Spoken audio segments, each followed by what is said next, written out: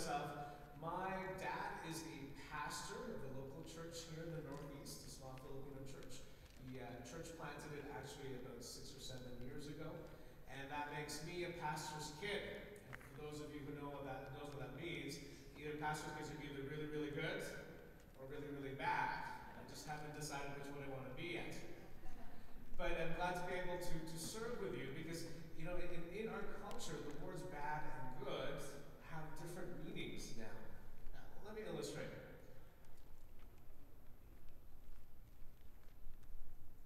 Let me introduce you to a guy named William Swinnerman. When he was a grade 12 student in Nova Scotia, he was a troublemaker, a rabble-rouser, someone who actually got suspended a few times for the kinds of bad things that he was doing. And you know what the bad thing he was doing?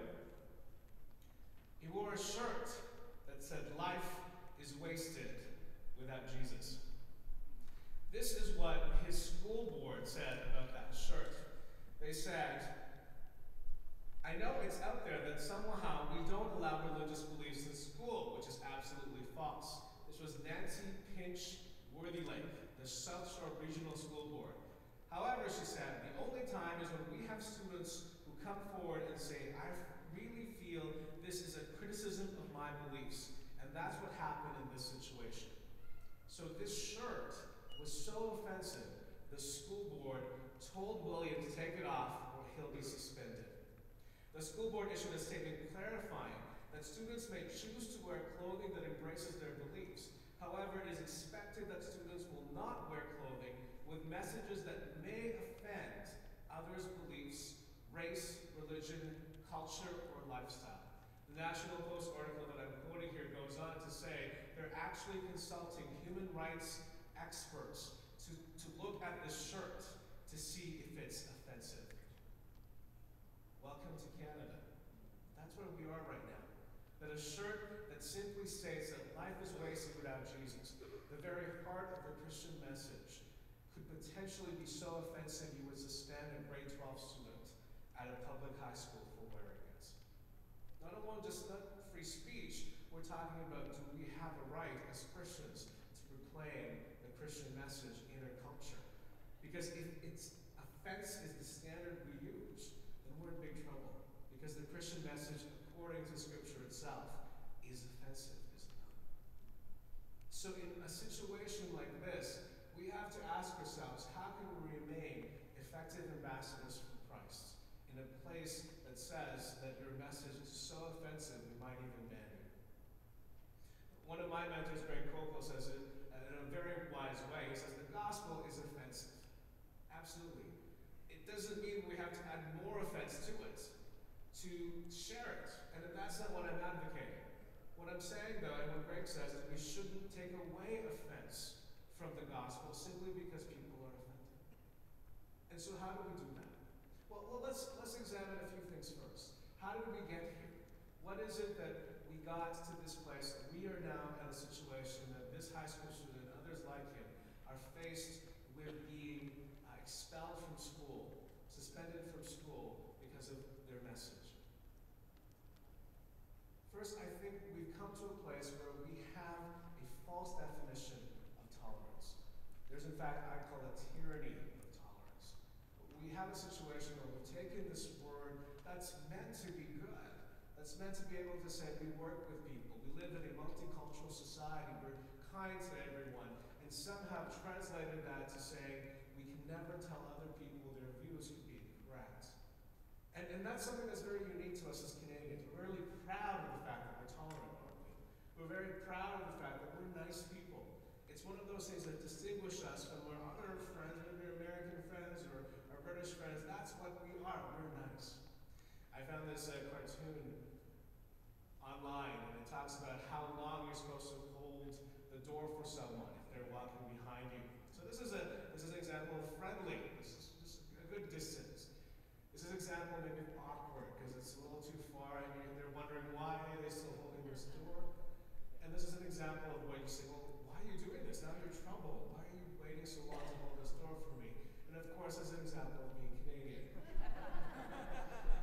And that's the point, isn't it? We are proud of the fact that we're nice people. But the problem is that when we talk about being nice people, we've defined it as saying that we can never correct anyone who disagrees with us. We can never say that other people's views are wrong. And in fact, I travel all across the country, and that's one of the scariest words to say when you speak in a school or even a Christian youth group, that somehow someone's other's beliefs are wrong. A few years ago, Lakehead University in Thunder Bay had a student administration, student government, that created this law. They said that when it comes to offense, we shouldn't have any student-sponsored clubs that we fund offending others. They were concerned because there was a local pro-life club that was speaking out against abortion and saying, hey, it's wrong to kill unborn children. And so they created a rule that any club that they sponsored, that they would give money to, was not allowed to say that anyone else was wrong, or produce materials that said anyone else was wrong. So that means the Liberal Party Club at the Lakehead University could not produce materials that said the Conservative Party was wrong. That means the Vegetarian Club could not produce materials that said eating meat was wrong. This is true. This is not made up. And so I encourage the pro-life students to hold a rally in support of this rule and say that anyone who disagreed with the student union was wrong, and see what they would do. You see, that's the point. It's this ridiculous notion that somehow we can't correct anyone is itself an idea that they believe is true. But it's the tyranny of tolerance in terms of the fact that they're imposing that view of tolerance, that we can't say anyone else is wrong on everybody else. Now, if you think that's an Eastern Canadian thing, that will never happen here. Well, when we organize a conference with Greg Coker, one of my mentors, as I mentioned, here in Calgary, we actually had a talk for him at Mount Royal University. And we put posters up that ask this question: is right and wrong, or is morality objective, or is it subjective, like chocolate versus vanilla ice cream? The equity officer at Mount Royal University looked at our posters and said, that is potentially offensive. You know why? You never guess why. They said it's potentially offensive because you're comparing brown ice cream with white ice cream, and that could be racist.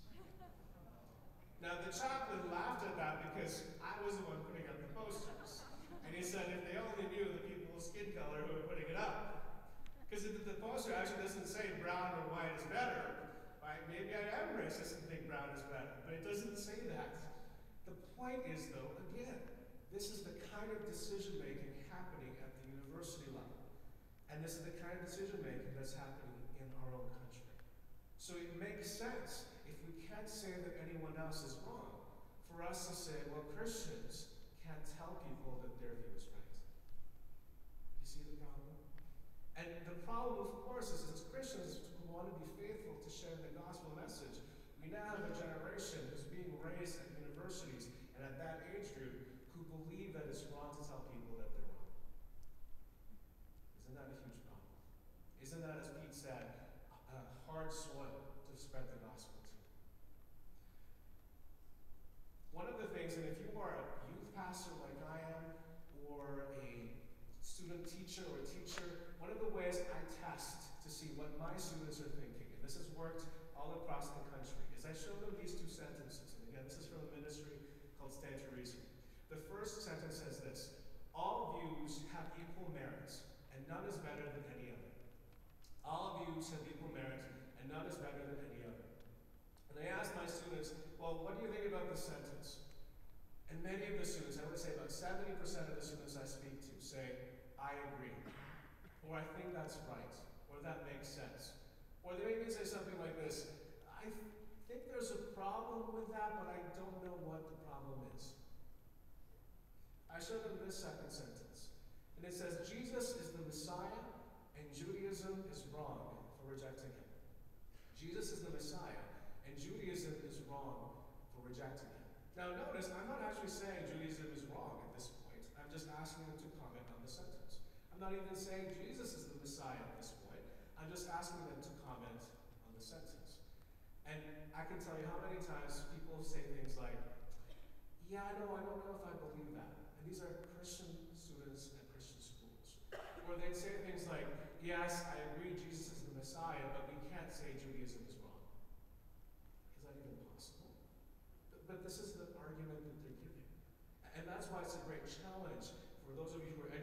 this area.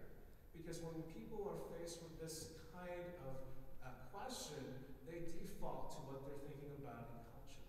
And then I ask them this, and this blows their mind. You can try this yourself. I say this, look, if you agree with the second sentence, clearly the first one can't be right. Does that make sense? If you agree Jesus is the Messiah and Judaism is wrong, then not all views are equal. Right? Make sense? Then I point this out. If you disagree with the second sentence, then the first one can't be right either. Why is that? Because isn't the second sentence a view? And didn't you just say you disagreed with it? And therefore it's a view that's not equal to all the others. In other words, regardless of what you do with the second sentence, the first one can never be right. And why is that? Because a view of a tyranny with tolerance can never be right. As soon as you try to impose tolerance on other people, it contradicts itself. It's like saying my brother is an only child. Or I can't speak a sentence in English. Do you notice those two sentences contradict themselves? In the same way, when you're imposing tolerance on other people, that contradicts itself. The second problem that we have is the myth of neutrality. The myth of neutrality. The idea that somehow, particularly if you're a religious person, you are neutral. Or sorry, you are not neutral, you're biased. But if you're a secular person, you are neutral. I know he's probably not the most popular person in Alberta, but this young man, Justin Trudeau, is running to be the leader of his party and eventually the leader of the country. And I think a couple of years ago, he actually raised a criticism of a new document that we were giving to immigrants who are coming to Canada. This document that we would give is basically, it's called the Discover Canada booklet. It's basically just a description of what Canada is and helps you immigrants adapt to the life here in Canada. What the Discover Canada booklet said was this: Canada's openness and generosity do not extend to barbaric cultural practices that tolerate spousal abuse, honor killings, female genital mutilation, forced marriage, or other gender-based violence. That was the controversial part of that document that Justin Trudeau, a sitting member of Parliament, had a problem with. You know what was his problem? He said this: Trudeau took the government to task, however, for using the term barbaric, and said an official government publication should make an, quote, an attempt at responsible neutrality. In other words, he's saying the term barbaric, when we refer to practices like genital mutilation, like forced marriages, like honor killings, where women are killed because they're raped. So it's not the rapist, it's the victim who's killed. He's saying when we call those practices barbaric, we're offending the barbarians. And we shouldn't use that phrase. Now, to his credit, he apologized, thankfully. But the point is, well, how in the world can an educated man who's been in politics for so long, his family's been in politics for so long, can think he can get away with saying that? See, that's the point. He's saying the good thing to do is just be neutral.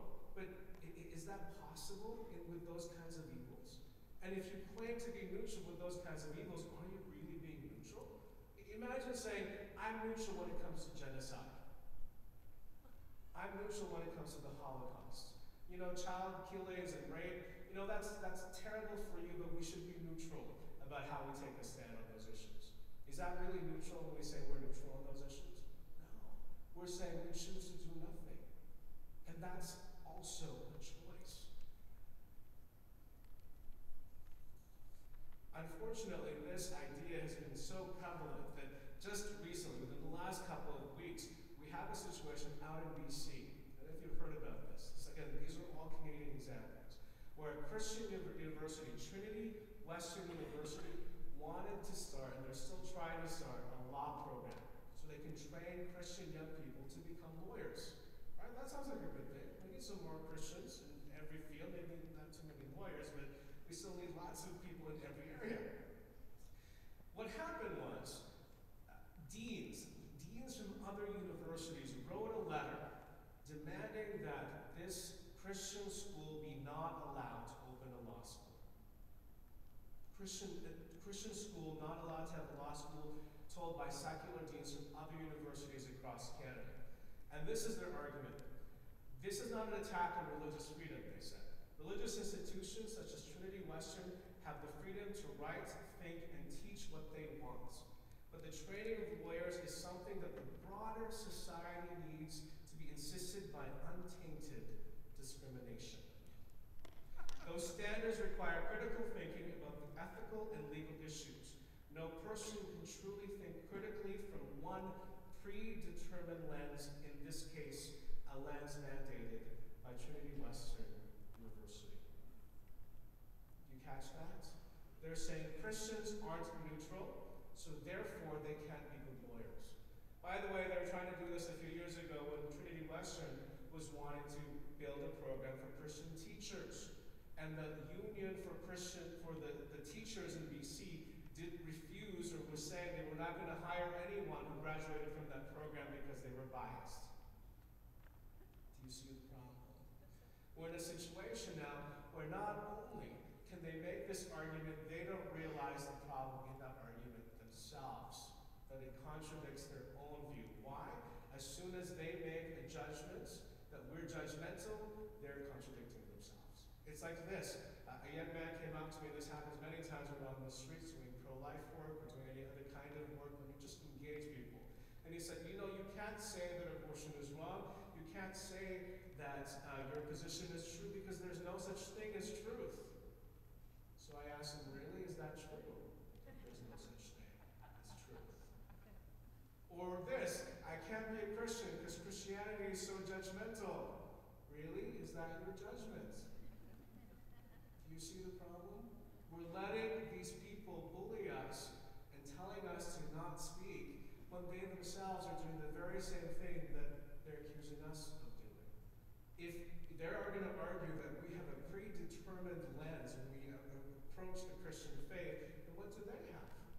Where do they get their morality to base that judgment? Just to simply ask this, if we have a predetermined lens, is it wrong to have a predetermined lens? And they obviously will say what? Yes. And if it's wrong, where did they get that idea from that it was wrong? Wasn't it from their predetermined lens? Absolutely. And this is the point. In a culture like this is the natural result of a culture that's taken a good thing, of being nice and being kind to people, and extending that to the point where we can never say anyone is wrong. So we have to be willing to challenge it. The problem is that it's getting worse. This is a picture of a woman named Aisha on the cover of Time magazine. Time magazine. So this is a national publication. And when this picture was shown in a high school class in Ontario, so again in Canada, by a secular teacher, not someone who was a Christian, someone who was secular. He was just teaching his class ethics. And when they covered ethics, they thought this was a good opportunity. He thought it was a good opportunity to bring the story of Aisha up. Let me read to you what this teacher found. I was teaching my senior philosophy class. We had just finished a unit on metaphysics, and we're about to get into ethics, the philosophy of how we make moral judgments. The school had also just had several social justice type assemblies, multiculturalism, women's rights, anti-violence, and gay acceptance. So there was no shortage of reference points from which to begin. I decided to open by simply displaying, without comment, the photo of Bibi Aisha. Aisha was an Afghani teenager who was forced into an abusive marriage with a Taliban fighter who abused her and kept her with his animals. When she attempted to flee, her family caught her, hacked off her nose and ears, and left her for dead in the mountains. After crawling to her grandfather's house, she was saved by a nearby American hospital. I felt quite sure that my students, seeing the suffering of the poor girl of their own age, would have a clear ethical reaction from which we could build toward more difficult cases. The picture is horrific, as you can see. Aisha's beautiful eyes stare hauntingly completely back at you from the mangled hole that was once her nose. But I was not prepared for their reaction. I had expected strong aversion, but that's not what I got. Instead, they became confused. They seemed not to know what to think. They spoke timorously, afraid to make any moral judgment at all. They were unwilling to criticize any situation originating in a different culture. They said, well, we might not like it, but maybe over there it's okay. One student said, I don't feel anything at all. I see lots of this kind of stuff. Another said,